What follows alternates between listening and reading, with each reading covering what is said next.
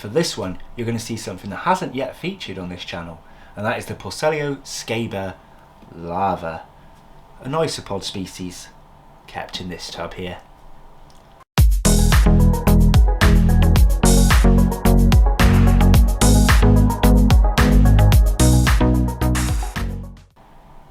Hello ladies and gentlemen, and welcome back to Bug Realms. On this channel we like to discuss all things creepy crawly, so if that's something that interests you, please consider subscribing to the channel.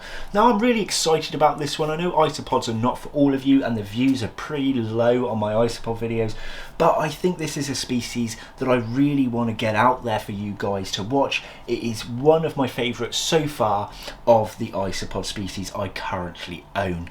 Now, because I am fairly new to keeping isopods, I've kept dairy cows for years, but these other species are still fairly recent, within the last 2 months. So it was a little bit hard for me to work out how to score these. Now, if you're unaware, this is my version of a prolonged full collection tour. We're going to discuss everything within the realm. So if you like this video, there is going to be a playlist created shortly, or I might have already done it behind the scenes so far. Not sure. If there is one, it will be in the description below, where you guys can see the full tour. We will cover tarantulas, we will cover mantis, we will cover beetles, all sorts of things within these videos.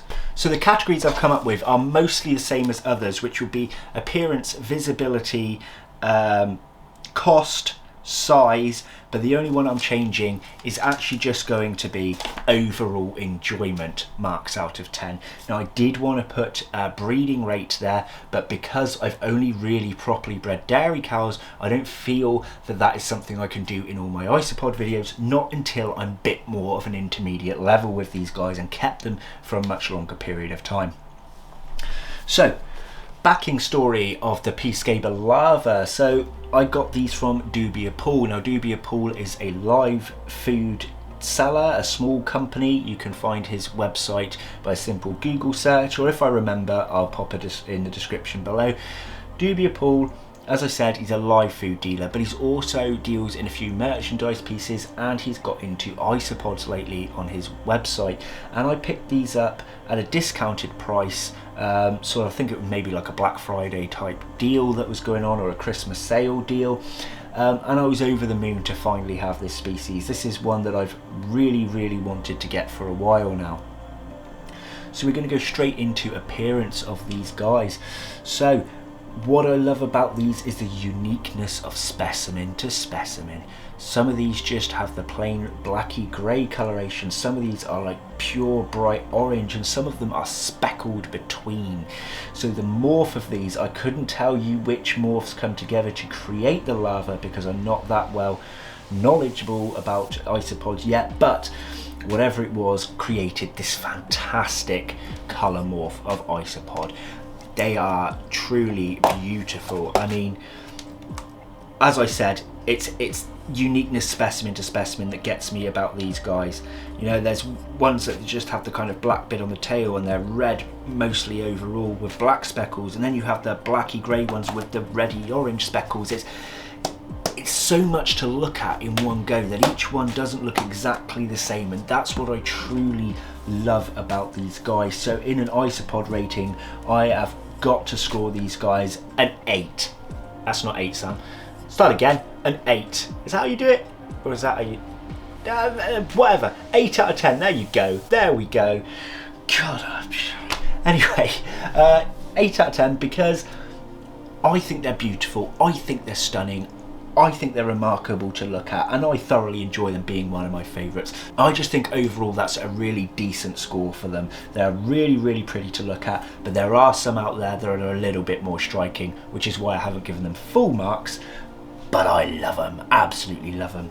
So visibility now, I'm going to go straight into a scoring of 7 out of 10, which is quite high for an isopod species, and that's because mine quite often come out. Now I've put the light on, they scurried away, but as soon as you've got kind of duller lighting in your room, doesn't have to be pitch black, just duller lighting, they do tend to come out and rummage around.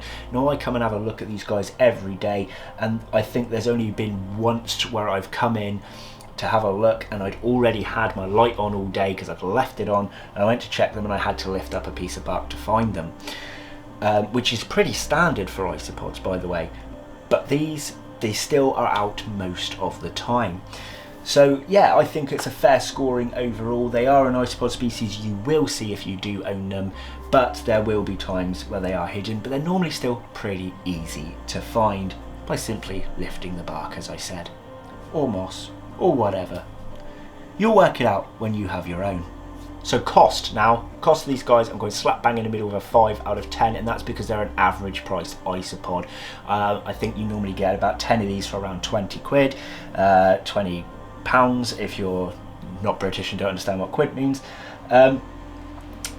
They're kind of slap bang in the middle of the price range, so they're not dirt cheap, but they're also not expensive. I mean, there are Isopods out there that are £20 per one, so to get a block of 10 for £20 is pretty good. Now, I got these cheaper because I got them on a deal, as I said, but that's sort of the rough price range you tend to see them at.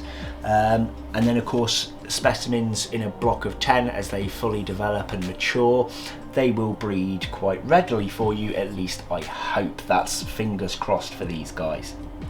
So we're going to move straight on to the next category now, which is size. So I am going to rate these a 4 out of 10 on size, and that's because for me the bigger the better when it's Isopod, because the bigger they are, the more like gemstones they are to keep. I've always referred to my Isopods as keeping gemstones because of their unique appearances, beautiful appearances, but these guys don't get that big. So you get like huge ones like Hoffman Sagai, you get sort of like semi-medium to big species, then you get ones that are this sort of size, this sort of average to small size, and then you get your dinky ones. So I think again that's why I've picked a 4, because they're not massive, but they're also not so dinky that you can't appreciate the colours. So now we're going to go on to enjoyment of keeping, and I'm going to whack these guys on, so far I'm going to put them at another 8 out of 10. I can't do fingers, there's just something wrong with my hands. It'd be easier to do it that way. Can we do it that way? 8 out of 10, that'll work, right? 8 out of 10 for these guys, and that again is based on mostly the appearance that we discussed, because I just love looking at them. I really do.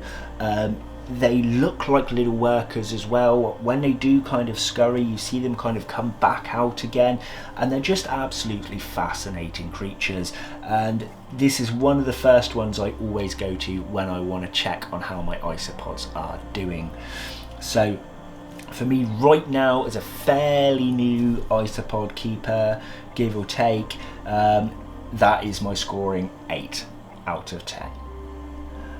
Because you're cute and you're pretty, yes you are, sorry, but they are. So that's going to be it for today's video. I hope you liked my scoring. I hope that I got decent footage. I actually have not recorded the B-roll footage for these guys yet, so I'm hoping I get some decent footage for when this video goes live to you guys. If I didn't, I apologise. If I did, I win. So yeah, that's going to be it. Please let me know in the comments below how you're liking these videos and whether you want me to continue them. The first 4 videos I'm going to record are going to be recorded on the same day, so I wouldn't have read your research by the time I moved on. But after the first 4 is when I'm going to really take into account your comments. I'm not going to record anymore till those videos have gone out, so I can read and I can adjust appropriately to what you guys like or dislike, or decide whether I want to carry on with these videos, because there's no point in putting content out that people don't like. Personally, I like talking, so me making these is quite therapeutic to me.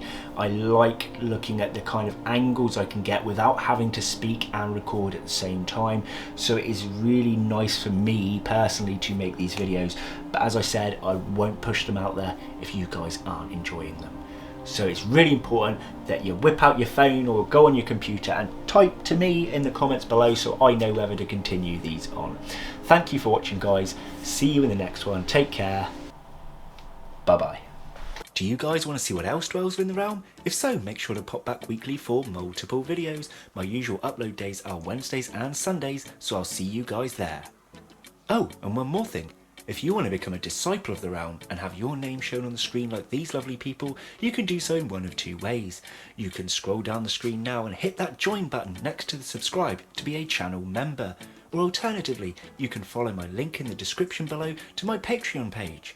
Both methods grant you access to my private Facebook page, where we like to discuss even more things creepy crawly.